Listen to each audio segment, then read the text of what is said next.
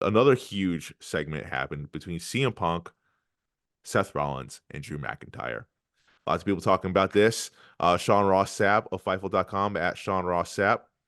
That entire Punk Rollins Drew segment felt unhinged, and I love it. And a lot of people were sharing the same sentiment, like how good this shit was. Um, it did feel unhinged quite a few times. Um, what do you think CM Punk will face first when he's cleared from injury? Do you think it's gonna be Seth Rollins, or do you think it's gonna be Drew McIntyre? What's the bigger attraction here for you? When he's coming back at SummerSlam, right? That potentially in August. We're still 4 months away, right? Yeah, I think I don't know when in August SummerSlam is, but it seems like that could be the case. I would say Drew McIntyre just because he's the one who injured him. He's the one who cost him his WrestleMania championship match. It's crazy how like things change, right? What would Drew be doing right now? Right. Like Drew's stock has been soaring like crazy ever since CM You've Punk came been back. you've been so hard on about Drew McIntyre for the last several months, and I like Yeah. Drew McIntyre too, but I'm not waving the flag on Drew McIntyre like you are. Just Now this I is like am. the best version we've seen Now I of am. him. Now I Okay, all am. right. He's because I get maybe because I knew it was going to be Seth Rollins and CM Punk, Yeah.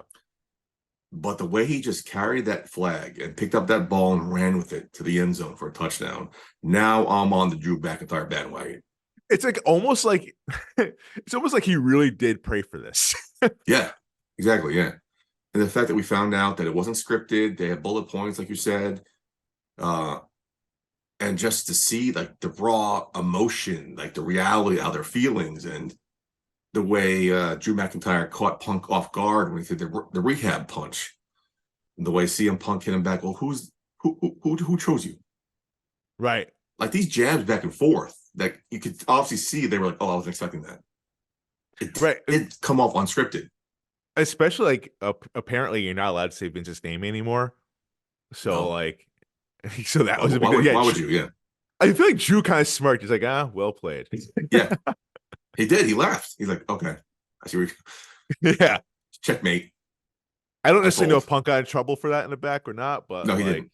He did not. I heard there was a hush, like, oh shit. But then they moved on. yeah, Um, he dropped a shit bomb in there. and they cut to Drew McIntyre, picked up the microphone. Oh, by the way, we're PG. Yeah, But you see also Cole and Pat McAfee's reaction. They're like, Cole's like, what the fuck is that? It's right. like, I just love what we're doing right now. This like non unpredictable reality era that we're in. It's like, I think we talked about commentary last week too.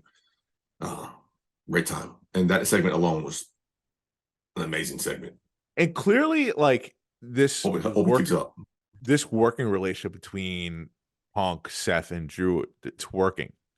You Yeah. know, like yes, I do think they don't like each other. Mm-hmm. I do buy that, but at least they're able to be professionals about it, and apparently that Yeah. is the case. Like that has been reported. They get along Uh, backstage, I heard.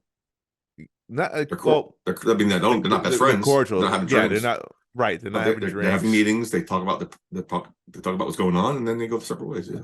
because they're professionals and they know there's money to be made. Like, it's going to sound like a knock on AEW, but here we go. Like, that would not exist at AEW at that point. Hmm. I wasn't thinking about that, but maybe. Because, like, a lot of people are expecting or hoping that CM Punk was going to crash and burn in WWE after his departure from AEW. And what have I been saying time and time again? Like, the parameters in WWE, like who's in charge and what goes on there, and the people in that locker room, Punk, that can't exist. It wouldn't happen. It would be squashed right away. And I think Punk knows that, especially since he's been in WWE, Yeah, and I we're not think, backstage. We don't know what's going on, but it seems like what I'm reading, it seems like he's acting like he knows that. right. You know, And he knows this is the last shot. I wonder if it was a gamble on his part or just, since it wasn't scripted, loose lips tin chips. He dropped that curse bomb, dipshits. Thankfully, he wasn't in trouble, because it just added to the segment, and especially Cole's and Seth and Drew's reaction to it. Yeah, I don't remember the question was, but great second. I also love the fact that CM Punk, when like Seth Rollins came out, like his reaction was Yeah. so genuine. Like you couldn't plan for that. Tuesday morning, I'm at work. It's like 8:15. I'm on Instagram, and I go, oh, "Here's this month's meme or GIF," and it was him reacting to Seth Rollins coming out. I was like, "Yeah, classic, awesome." It was perfect. It was so Yeah. natural.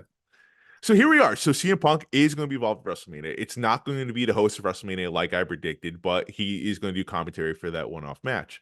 Um, And I hate to cut you off, but that's a great move. Great move. yeah, I mean, CM Punk's gold on commentaries, you all know. yeah. But the fact the way they sold it, like I'm gonna make you guys interesting, something that you guys haven't never done since I left.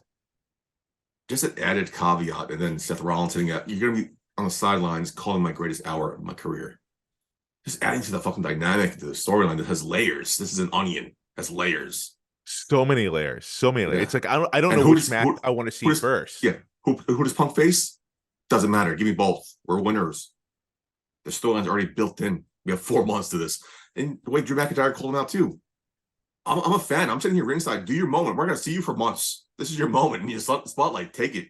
I'm gonna come back to anything you say because I'll be here next week. You won't be.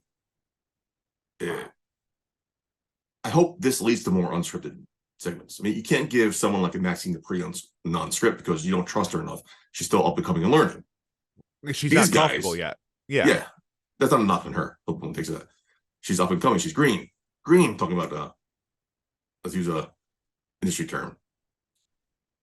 But now that you have confidence in these three guys to go out there unscripted, I hope that leads to a more renaissance of because what's the big plus on AEW? There's no scripts. Right. This might be a huge plus to lure MJ. I don't think he's coming over here. And my big knock of MJF not coming over here is you can't script him.